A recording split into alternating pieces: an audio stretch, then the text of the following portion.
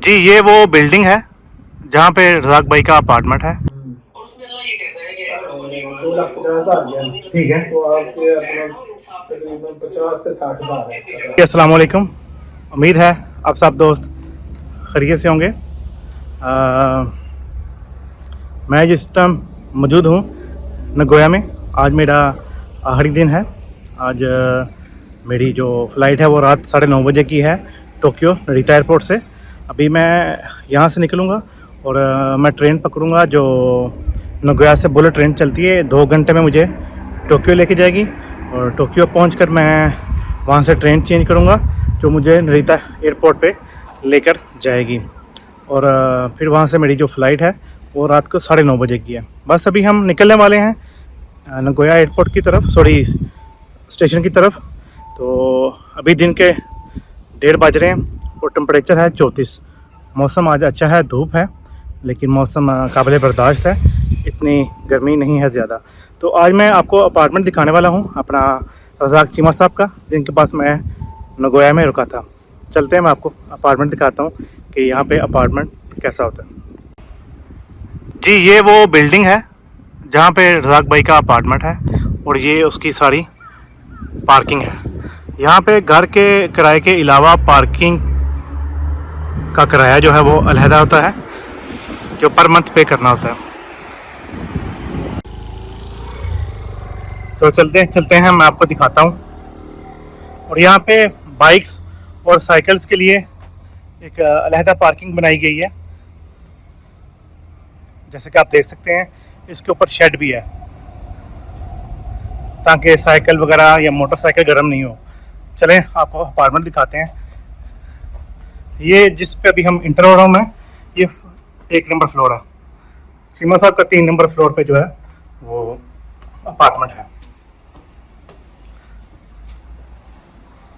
और ये family apartments हैं। यहाँ भी प्रोसीजर सेम सऊदीया वाला है कि जो फैमिली अपार्टमेंट होंगे, ये 2 नंबर फ्लोर है, वहाँ पे सिर्फ फैमिलीज रहेंगी। जो बैचलर्स के होंगे अपना अपार्टमेंट्स, वहाँ सिर्फ बैचलर्स रहेंगे।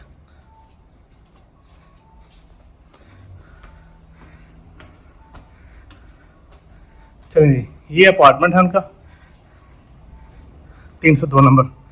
तो ये इंट्रेंस है। यहाँ से आप बाहर का व्यू बहुत खूबसूरत जो है वो देख सकते हैं। ये रास्ता है। ये एक छोटा सा स्टोर बनाने के लिए इन्होंने जगह दी हुई है और ये इनके ड्राइंग रूम की बाहर खिड़की है।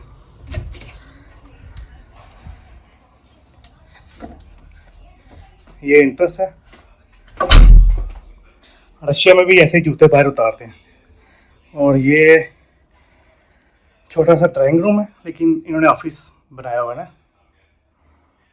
और इधर आई थिंक कैबिनेट्स हैं, स्टोर वगैरह छोटा सा। यहाँ पे दरवाजे तकरीबन सारे स्लाइडिंग के होते हैं, चाहे वो रूम है चाहे बाथरूम है। ये भी स्लाइडिंग डोर है।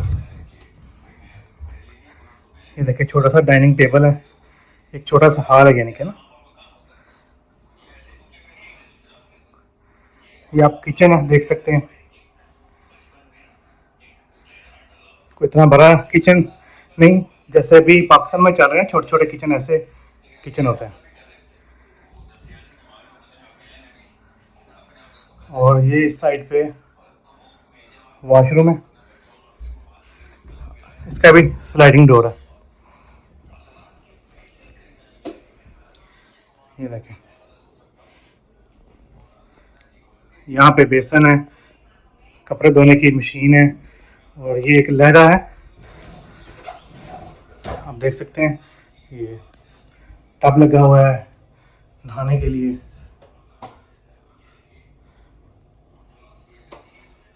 ये शावर एरिया लहदा बना हुआ है ना। तो इस साइड पे कमोड का एरिया है।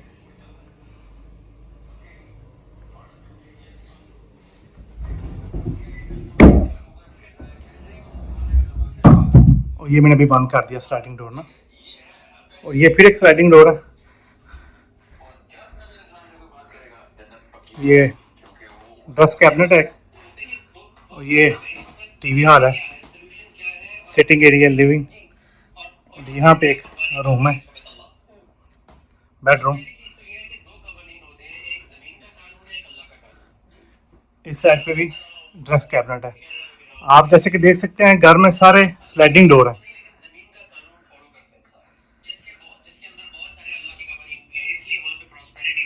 और इस साइड पे फिर एक बालकनी है, बैक साइड में।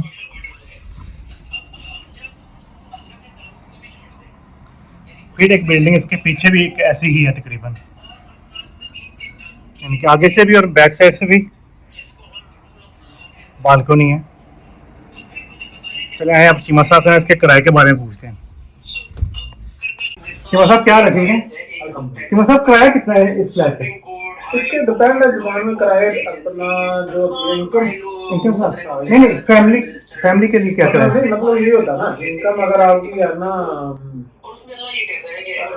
2,50,000 है, ठीक है। तो आपके अपना तकरीबन 50 से 60,000 है इसका किराया। हाँ, अगर आपकी इनकम 3 लाख है, हर बंदे इनकम शो करना है, इनकम शो करने के हिसाब से है। उसके हिसाब से।